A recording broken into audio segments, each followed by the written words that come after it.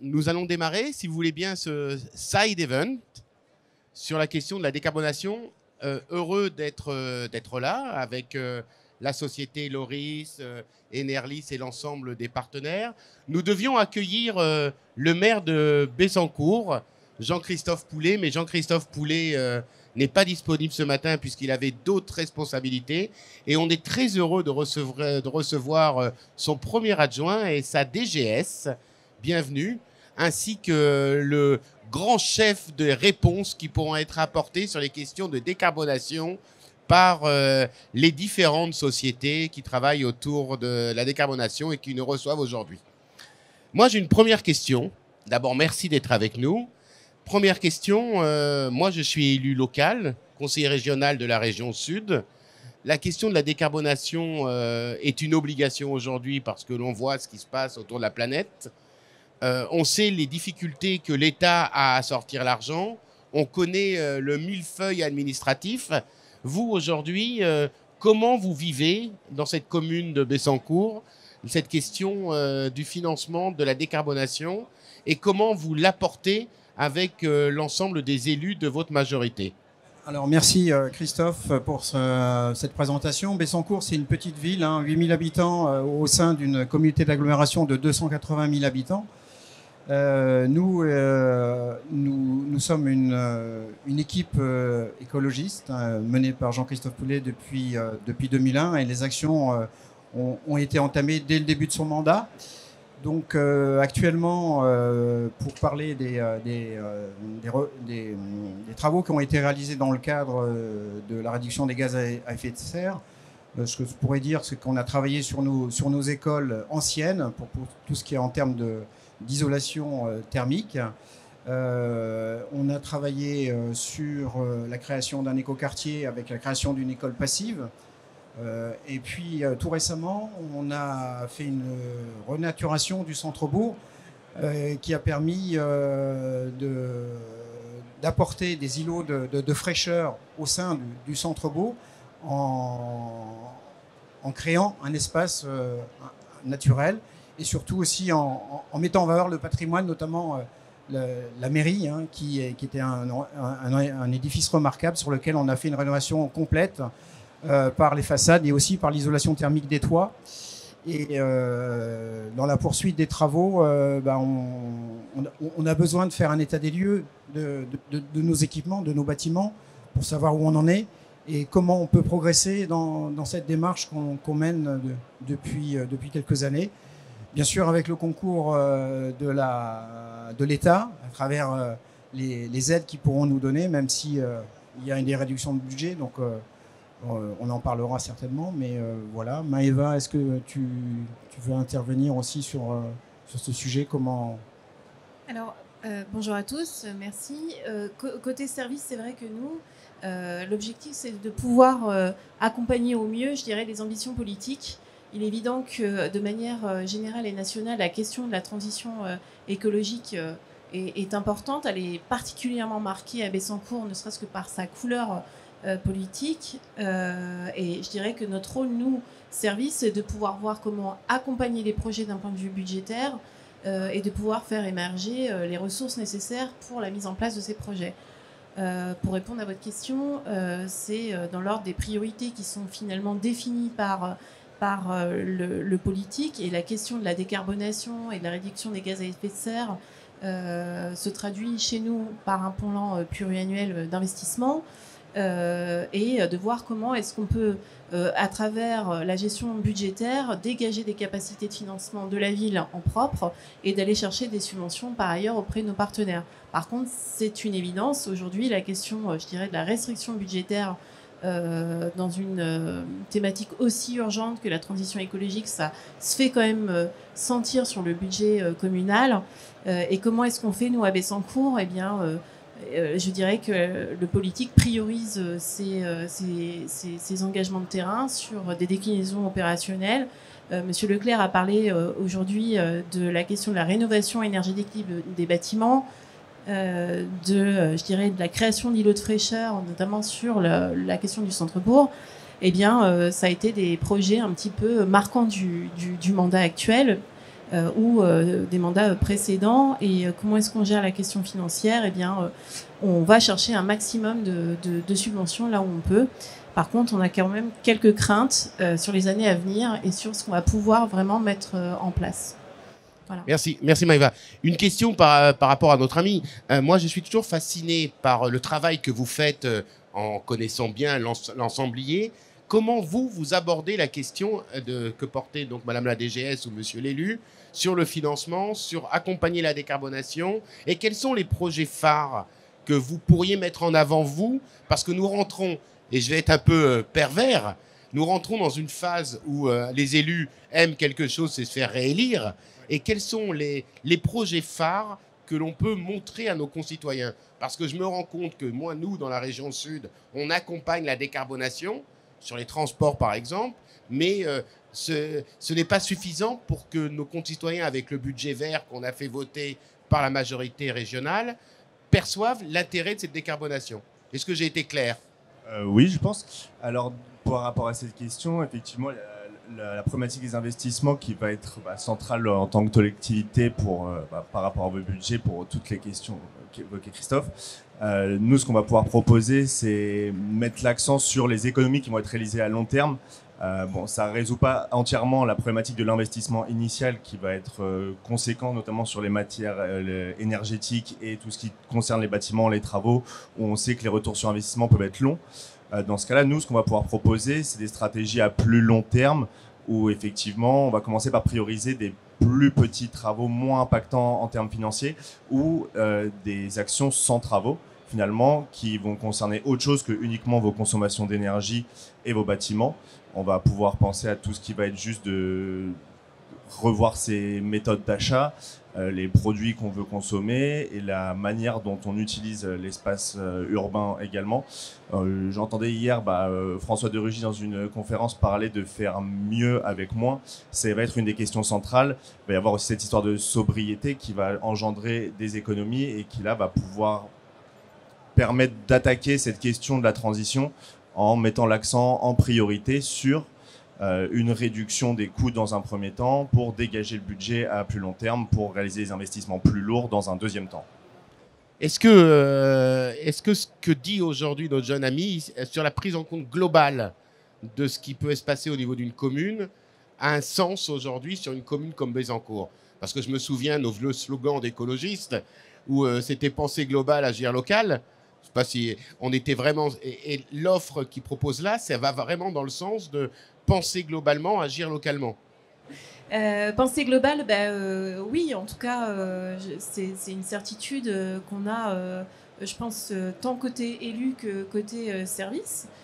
Penser global dans la manière d'intervenir des services, dans la manière dont on va passer des commandes publiques et comment finalement on arrive à apporter une forme de dynamique de changement dans notre manière d'intervenir en tant que puissance publique. Que ça soit... il peut y avoir des axes de transition écologique qui supposent pas forcément d'investissement particulier, mais qui demandent de pouvoir réfléchir un petit peu autrement.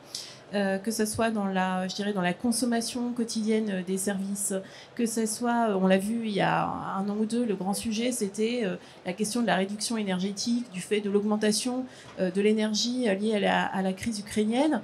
Est-ce qu'on doit... on va pas se réjouir de cette crise, mais elle aura eu au moins le mérite de reposer la question de la consommation d'énergie, de la sobriété énergétique. Donc ça peut aller de la manière dont les services, par exemple en interne, peuvent se comporter dans le cadre de l'émission de services publics, que ce soit sur le fait d'éteindre les lumières, des choses très, très, très simples. Et effectivement, il y a un maillon global, ça va être d'imposer dans les marchés publics le recours à des matériaux, par exemple biosourcés, ou d'avoir une logique d'économie circulaire. Ça va être le cas dans la manière dont on va penser les repas de cantine. Enfin, tout peut s'apprécier dans sa globalité, au détail par service, ou dans la manière dont on va porter une politique publique et dans la manière dont les élus vont vouloir la mettre en œuvre. Donc, je ne sais pas si j'ai répondu à votre question. Non, mais c'est très clair. Oui, alors, ça passe inévitablement par un constat. Donc parce que gaz à effet de serre, évidemment, on pense aux bâtiments mais il y a peut-être d'autres choses qui sont cachées et sur lesquelles on peut agir. Comme dans tout principe, il faut agir sur ce qui consomme, ce qui dégage le plus d'effets. Donc, évidemment, ce travail de constat est important parce que moi, je suis un peu je suis complètement néophyte sur le sujet. Donc voilà, donc c'est important d'avoir un constat, puis avoir des propositions qui puissent être compatibles de notre fonctionnement budgétaire. Parce que quand vous intervenez dans une commune, par exemple, vous êtes un peu comme un détective privé, vous arrivez avec votre casquette, avec votre loupe, et vous regardez tout ce qui se passe dans la commune ? Oui, exactement. Alors sur une commune, on va souvent parler du périmètre territoire et compétences, donc on va s'intéresser à tous les bâtiments exploités par la commune et possédés par la commune, mais également toutes les externalités. Si on a une commune avec un fort attrait touristique, on va regarder cet impact-là également. Mais donc oui, tout ce qui va concerner les achats, les déchets, la gestion de l'eau, tout ça, ça va être des problématiques qui sont gérées par la commune et qui vont rentrer dans ce périmètre-là. Et donc oui, on en revient à ce qu'on disait, on va essayer on va quand même réfléchir sur des temps longs, sur des horizons 2030, 40, 50, et donc on va articuler les stratégies qu'on propose pour lisser ces investissements et à la fois s'intéresser sur des questions à fort budget et d'autres actions à faible budget, les articuler les unes avec les autres pour lisser justement l'impact économique tout en s'adressant à tous les sujets en même temps. Aussi bien donc sur les achats, Maëva, vous évoquiez les repas des cantines, réfléchir sur du local, du circuit court, etc. C'est une des manières économiques de s'adresser à l'impact carbone de ces achats, plutôt que de s'intéresser juste à la composition de l'assiette. Donc voilà, on va vraiment regarder tout le spectre possible en prenant systématiquement en compte les impacts financiers, parce qu'on sait qu'on ne peut pas proposer uniquement les actions les plus chères et les actions idéales, sinon on va droit dans le mur par rapport au budget de la commune, quoi. Vous intervenez un peu comme un médecin, en fait. Vous faites un diagnostic, vous rencontrez l'ensemble des intervenants et vous donnez les outils après pour régler les problèmes. Et quels sont, par exemple, sur une commune comme Bessancourt, Bessancourt, pardon, à chaque fois Jean-Christophe Poulet me reprend, Bessancourt, les hémorragies qu'on pourrait trouver, les maladies qui pourraient être révélées par un groupe comme Loris et Neris. Allez-y. Ouais, par rapport à la commune de Bessancourt, a priori, de ce qu'on peut voir, ça va vraiment être en l'occurrence les bâtiments de la commune, leur consommation d'énergie, parce que généralement les bâtiments communaux, ça va être des bâtiments assez anciens, donc avec des performances énergétiques assez faibles. Et donc vous évoquiez toutes les réflexions de certaines isolations sur des écoles, la réflexion de la mairie également. Donc là, on va être sur les principaux postes d'émissions de gaz à effet de serre. Donc là, malheureusement, ça fait partie du coup des actions qui vont coûter cher, parce qu'on s'attaque uniquement à l'énergie. Ensuite, il va y avoir toute la question du transport. Tout ça va être également géré par la commune sur le transport local.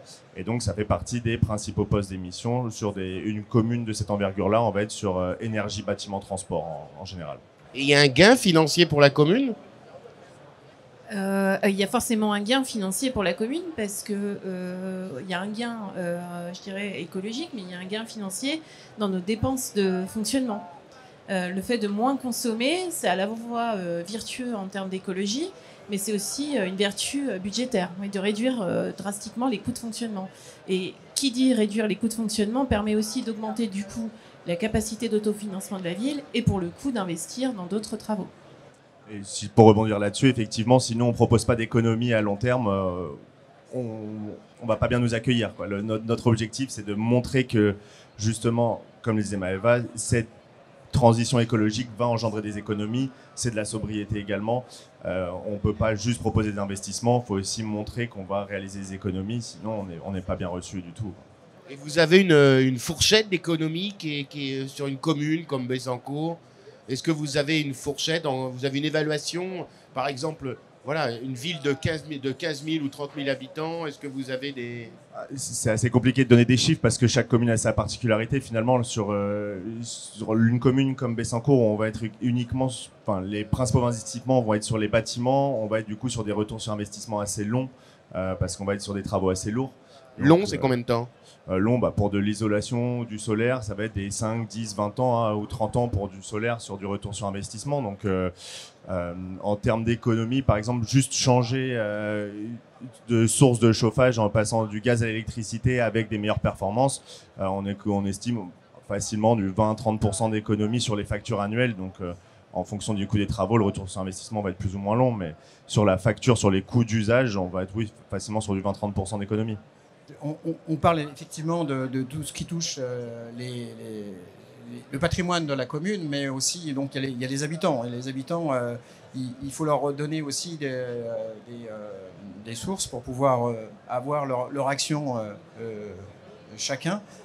Donc pour Bessancourt, ce qui a été mis en place, c'est un cadastre solaire sur l'ensemble de la ville grâce à la comité d'agglomération. Donc ça, c'est quelque chose qui permet à chacun de voir son niveau d'ensoleillement sur ses toits et de pouvoir appréhender l'implantation de panneaux photovoltaïques. Pour moi, j'en vois de plus en plus au niveau des demandes d'autorisation d'urbanisme. Donc ça, c'est quelque chose qui peut être donné. En termes de... Alors, sur Bessancourt, effectivement, notre problématique au niveau transport fait qu'on va vers un développement des pistes cyclables pour favoriser les modes de circulation doux. Mais on est une commune, bien sûr, je ne vais pas dire dortoir, mais il y a beaucoup de gens qui travaillent loin de notre commune et qui utilisent les transports en commun, heureusement. Mais là-dessus, c'est auprès des jeunes, dans les actions qu'on peut mener pour sensibiliser nos jeunes à cette évolution. Et je sais qu'on le fait au quotidien, enfin on le fait très souvent, ces actions-là. Mais voilà, on souhaite aussi, à travers ce constat, d'avoir des pistes pour pouvoir renforcer, amener d'autres actions pour pouvoir faire quelque chose qui soit visible par la population. Voilà. J'en parlais avec Didier justement tout à l'heure, il y a vraiment une forte influence en fait à l'échelle d'une commune des politiques qui peuvent être mises en place par la commune sur les agissements ensuite de ses citadins. C'est-à-dire que voilà, quand une commune va vraiment axer son développement autour des pistes cyclables, autour d'une énergie solaire, quand on voit que les bâtiments de la commune sont équipés solairement, qu'on a des possibilités via ce cadastre solaire de faire évaluer son propre projet, ça va influencer très fortement les habitants de la commune à mettre le pied à l'étrier et donc de fil en aiguille à réduire leur empreinte carbone personnelle et donc celle de la commune finalement. Je vois derrière vous deux pastilles. Tiers financement. Est-ce que vous pourriez dire un mot, c'est quoi le tiers financement et comment vous accompagnez les communes sur le financement?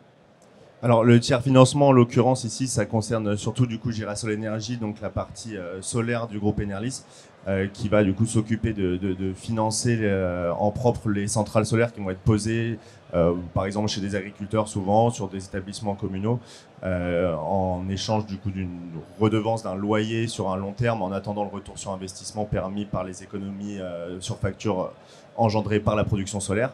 Et la partie financement ici concerne plutôt donc toutes les aides qui peuvent être allouées aux différents travaux de rénovation énergétique, notamment du coup via l'ORIS ENR qui est spécialiste de la valorisation des certificats d'économie d'énergie, en fait qui permet sur tous travaux de rénovation énergétique, que ce soit de l'isolation, du relamping, un changement de chaudière, etc., de recevoir des subventions de la part des énergéticiens français. Donc tous les grands groupes énergéticiens, fournisseurs d'énergie, vont participer à la transition énergétique en finançant une partie de ces travaux-là via le dispositif des certificats d'économie d'énergie.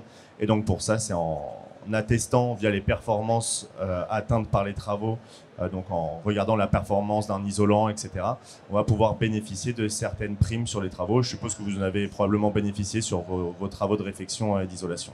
Et ça vous parle justement ce financement parce que à chaque fois que je rencontre un maire ou une collectivité, ils me disent nous on a envie de décarboner, nous on veut, mais qui paie? Est-ce que c'est quelque chose qui vous avez eu des formations, comment une commune comme la vôtre entend le financement, entend l'accompagnement que pourrait avoir une société comme Enerlis sur ces choses-là? Est-ce que vous avez une réflexion par rapport à ça? Alors, sur les certificats d'économie d'énergie, sur Bessancourt, nous, on en a connaissance parce que certains de nos opérateurs, notamment les opérateurs de chauffage ou d'électricité, ont quand même eux-mêmes une obligation de certificat d'économie d'énergie, donc ils nous sollicitent sur ce point. Après, c'est vrai qu'il y a une certaine méconnaissance en fait sur la question de la manière dont on peut obtenir des certificats d'énergie et qui mériterait d'être davantage, je dirais, exposé aux collectivités. On n'y va pas forcément sur tous les domaines et je pense qu'on a peut-être ce besoin d'accompagnement plus. Que ce soit sur un diagnostic de tout ce qui pourrait être éligible au certificat d'économie d'énergie. Et c'est pour ça d'ailleurs que l'ORIS ENR contractualise régulièrement avec des collectivités directement pour s'assurer qu'ils puissent bien toucher ces certificats d'économie d'énergie, parce que en fait sinon c'est à la main des installateurs. Qui doivent faire des réductions sur les devis, qui ne sont pas forcément obligés de reverser l'entièreté de la prime, mais qui peuvent aussi Moi, c'est du chinois ce que vous me dites là. Okay. Soyez plus clair, je sais pas, et moi je comprends pas du tout ce que vous m'avez expliqué là.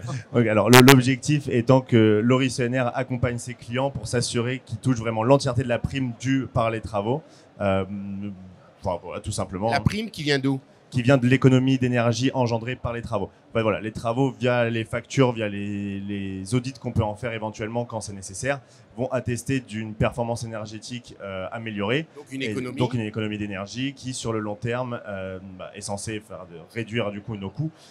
Et cette économie d'énergie, comme elle est atteinte et comme elle a un coût initial d'investissement, est financée partiellement par les fournisseurs d'énergie via le dispositif des certificats d'économie d'énergie. L'ORIS ENR fait juste le lien entre le bénéficiaire des travaux et l'installateur ou le fournisseur d'énergie pour s'assurer de la conformité des dossiers et s'assurer finalement que le bénéficiaire va bien toucher l'entièreté de la prime qui lui est due. Le bénéficiaire qui peut être une collectivité. Une collectivité, voilà, par exemple. Un particulier. S'il y a certains habitants de Bessancourt qui veulent faire de la rénovation, ils ne peuvent pas bénéficier de la même chose. Si également c'est possible, mais là par contre ce sera directement l'ORIS ENR qui va contractualiser avec l'installateur pour faire en sorte que l'installateur verse la prime aux particuliers. En fait voilà, on ne va pas contractualiser directement avec des particuliers, mais il y a les deux côtés de la branche. On peut avoir soit le côté installateur, soit le côté bénéficiaire, donc entreprise ou collectivité. Monsieur Boyer, vous voulez poser une question ? Oui, juste une question là par rapport à ma prime Rénov pour un particulier, c'est un dispositif qui est différent. Oui, c'est un dispositif qui est différent et qui est complémentaire. Tous les travaux ne peuvent pas bénéficier des deux. Parfois, c'est pas cumulable, mais normalement, surtout pour les particuliers, c'est censé être cumulable. D'accord. L'autre question qui est induite, ce que vous nous expliquez là, moi qui suis élu, j'ai jamais eu cette information-là. Non plus. Toi non plus. Vous non plus. Non. Alors, si je peux me permettre, nous on l'a eu, quand on l'a, c'est qu'en règle générale, c'est qu'on a mis en place ce qu'on appelle nous collectivité des marchés globales de performance. Et donc, comme l'opérateur qui va nous fournir de l'énergie est intéressé aux résultats, et donc plus la consommation d'énergie est censée baisser, plus il est intéressé. Donc la question des C2E revient assez rapidement. Ça a été vrai sur ça peut être vrai sur les questions d'éclairage public ou de marché de chauffage typiquement. Mais c'est vrai que je suis d'accord avec vous, si c'est pas porté à la connaissance de l'élu, ça passe en dehors des mailles du filet. Et pour ça, il n'y a pas tellement de solutions, si ce n'est d'essayer de faire répandre l'information. Et après, c'est à nous, en tant que spécialistes du sujet, d'aller vers ces collectivités-là, s'assurer qu'ils soient au courant et ensuite leur proposer justement de gérer à leur place et de faire en sorte qu'ils bénéficient au maximum des primes auxquelles ils ont droit en fonction des travaux réalisés. Une question très bête. Qu'est-ce que c'est que le bilan carbone ? Est-ce que vous pratiquez des bilans carbone sur les collectivités ? Oui, tout à fait. Alors, c'est pas une question bête, mais le bilan carbone, si vous voulez, on connaît beaucoup l'audit énergétique, généralement, ça parle très clairement. On en a parlé tout à l'heure, oui. Effectivement, et nous, on va venir compléter cette partie-là en s'intéressant à, du coup, toutes les activités d'une commune qui vont engendrer des émissions de gaz à effet de serre. Et donc, c'est ce que j'ai expliqué tout à l'heure, à la fois sur ses achats, sur son transport, sur la gestion de ses déchets, sur les services proposés par la commune. Donc on va regarder vraiment toute l'activité de la commune Donc son patrimoine et ses compétences, que ce soit le transport s'il est géré par la commune sur certains aspects, la gestion des déchets.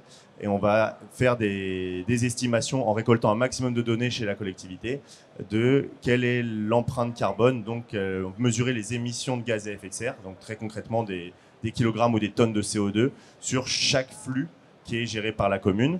Et donc, c'est là-dessus, derrière, qu'on va proposer à la suite du bilan carbone. En fait, le bilan carbone, c'est un diagnostic. C'est juste vraiment un état des lieux des émissions qui vont être émises sur 1 an par la commune.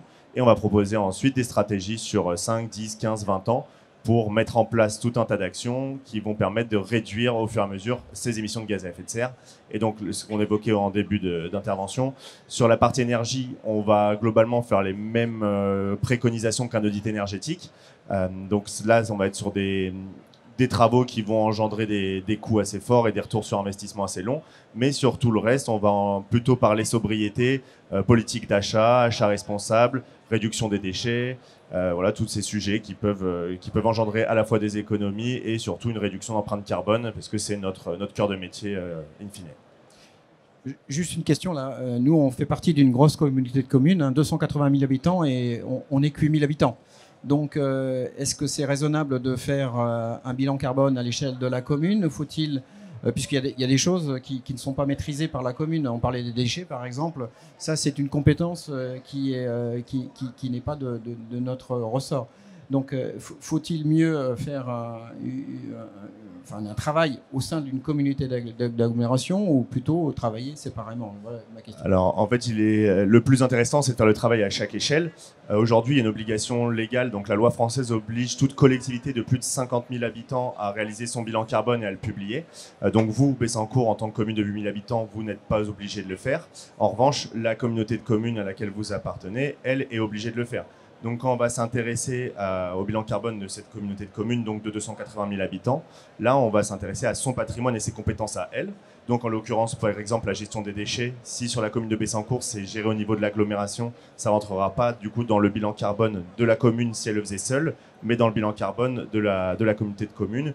Et par exemple, avec le découpage en communes, départements, régions, le département va être obligé de faire son bilan carbone parce qu'il a largement plus de 50 000 habitants dans le 95. Sur le patrimoine et les compétences du département, on va trouver les collèges, par exemple, qu'on ne trouverait pas dans le bilan carbone de la ville. Sur la région, on va s'intéresser aux lycées, qui sont de la compétence de la région, et donc plus des collèges ni des écoles primaires. Donc voilà, c'est vraiment chaque collectivité a ses compétences, son patrimoine, et donc l'intérêt final, c'est de vraiment faire ce travail à tous les niveaux finalement du découpage des collectivités. Combien de temps ça prend? Très concrètement, ça va prendre entre 1 et 5 mois en fonction de la disponibilité des interlocuteurs. La phase la plus longue sur un bilan carbone, ça va être de récolter les données. Chez les collectivités, généralement, les données sont quand même très bien suivies pour des problématiques budgétaires, etc. Donc ça va assez vite. Nous, la phase d'estimation, une fois qu'on a collecté toutes les données, en quelques semaines, on fait nos analyses, nos calculs et on fournit un rapport avec vraiment poste par poste les émissions de gaz à effet de serre assez détaillées. Alors, dernière question peut-être. Moi, je sais qu'aujourd'hui, si je veux voir un plombier, il me faut 2 mois pour avoir le rendez-vous avec le plombier. Vos entrepreneurs peuvent intervenir au niveau d'une commune vite pour faire les travaux après avoir fait le diagnostic? Alors, nous, directement, en tant que consultant, on ne réalise pas les travaux, mais on peut mettre en contact, c'est l'avantage du groupe Enerlis, on va orienter vers les personnes qui peuvent faire les travaux. Presque tout va dépendre du type de travaux, mais généralement, ça va assez vite. Il y a des travaux qui sont plus ou moins demandés. On peut avoir des pénuries de matériel dans certaines périodes. Aujourd'hui, sur du solaire, par exemple, on nous dit parfois que le frein principal sur les ombrières photovoltaïques reliées aux bornes de recharge, c'est la disponibilité du produit en fait. Les bornes de recharge sont plus disponibles. Donc là-dessus, on ne va pas trouver solution magique, mais après sur des travaux plus courants où il n'y a pas de problématique d'approvisionnement, ça peut aller très vite. Oui. La question après, c'est plutôt les investissements. Quand nous, on va proposer un plan ou une stratégie à une commune, c'est comment on va prioriser, on va réfléchir avec eux à quoi s'attaquer en priorité en fonction des budgets, en fonction du coût de chaque action. Et donc c'est ça plutôt qui va déterminer le calendrier. Dernière question, Maïva? Oui, pardon, je vais revenir peut-être à une question peut-être un peu forte. les bilans carbone, c'est bien, mais alors du coup, combien ça coûte à une collectivité? Parce qu'on veut bien investir dans un bilan carbone, surtout quand on n'en a pas l'obligation. Mais l'idée, c'est d'avoir un retour d'investissement pour nous sur les mises en plan d'action, mais combien ça coûte? Alors effectivement, déjà pour les communes qui sont obligées de le faire, c'est bien moins cher que la pénalité potentielle de 50 000 euros. Sur une commune qui n'est pas obligée de le faire, après on peut réfléchir à faire des bilans carbone vraiment sur mesure. Si on veut s'intéresser juste à vos consommations d'énergie, juste à votre transport, c'est possible aussi, et de faire réduire les coûts. Mais sur une commune d'environ 50 000 habitants, il faut compter environ 15 000 euros la démarche complète de bilan carbone et stratégie ensuite. Après, si on veut accompagner la commune pour déployer la stratégie, ça va coûter un peu plus cher parce que ça va être du temps en plus derrière. Mais sur juste la partie diagnostic et proposition, on va être autour de 15 000 euros pour les communes obligées et du coup bien moins pour des communes qui ne sont pas obligées, qui voudraient faire une mission de plus petite envergure très ciblée. Là, on va parler en quelques milliers d'euros. Donc, on estime que nos interventions sont assez rapidement remboursées par les économies qu'on propose. C'est l'objectif en tout cas. Vous pourriez même peut-être leur offrir, non? Parce qu'ils ont joué le jeu avec nous, vous pourriez peut-être leur offrir le bilan carbone. Moi, personnellement, j'y verrais pas de problème. Pour en parler à la direction, c'est ça? Exactement. En tout cas, merci, c'était super intéressant. Je sais pas, mais bravo en tout cas, et j'ai trouvé ça super intéressant. Merci à vous. Merci, Merci Christophe. à vous. Merci. Au revoir.